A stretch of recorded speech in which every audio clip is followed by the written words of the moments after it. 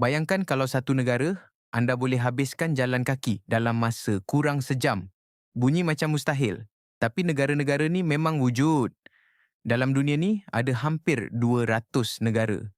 Tapi ada yang kecil sangat sampai kita pun tak sangka ia dikira sebagai negara. Inilah 5 negara paling kecil di dunia.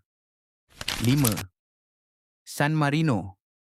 San Marino antara negara tertua di dunia. Ditubuhkan sejak tahun 301, negara ini masih kekal hingga hari ini walaupun dikelilingi oleh Itali. San Marino juga terkenal dengan pemandangan bukit dan sejarah yang sangat lama. 4. Tuvalu.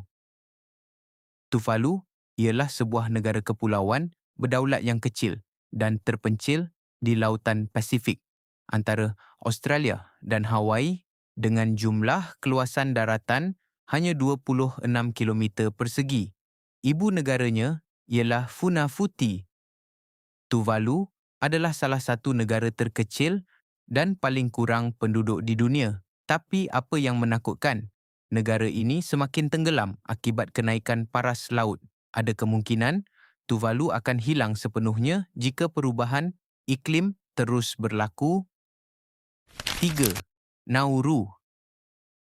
Nauru, sebuah negara pulau kecil di Mikronesia, Pasifik Selatan, terletak 42 kilometer di selatan. Khatulistiwa Nauru mempunyai keluasan hanya 21 kilometer persegi.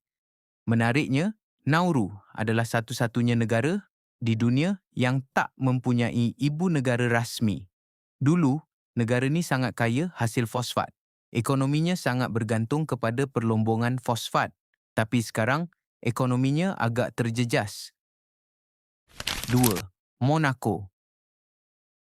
Monaco ialah sebuah negara kota berdaulat yang terletak di persisiran Laut Mediterranean, Eropah Barat.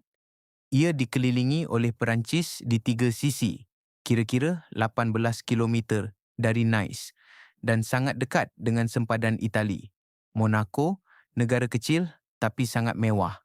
Dengan keluasan hanya 2 kilometer persegi, Monaco terkenal sebagai tempat tinggal jutawan dan selebriti. Di sini, anda boleh nampak kereta supercar macam Ferrari dan Lamborghini hampir setiap hari.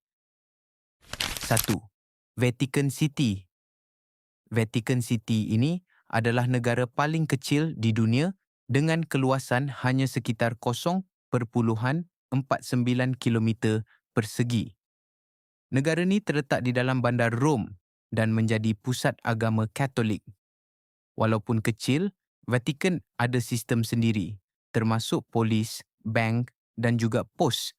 Penduduknya pula cuma sekitar 800 orang, tapi pengaruhnya sangat besar dalam dunia agama. Itu sahaja 5 negara yang paling kecil di dunia. Walaupun kecil, negara-negara ini tetap unik dan penuh dengan sejarah serta keistimewaan tersendiri. Jadi, kalau diberi peluang, negara mana satu anda nak lawat dulu? Sila tinggal jawapan anda di ruangan komen dan jangan lupa like dan subscribe. Terima kasih kerana menonton. Sehingga kita berjumpa lagi di video yang akan datang.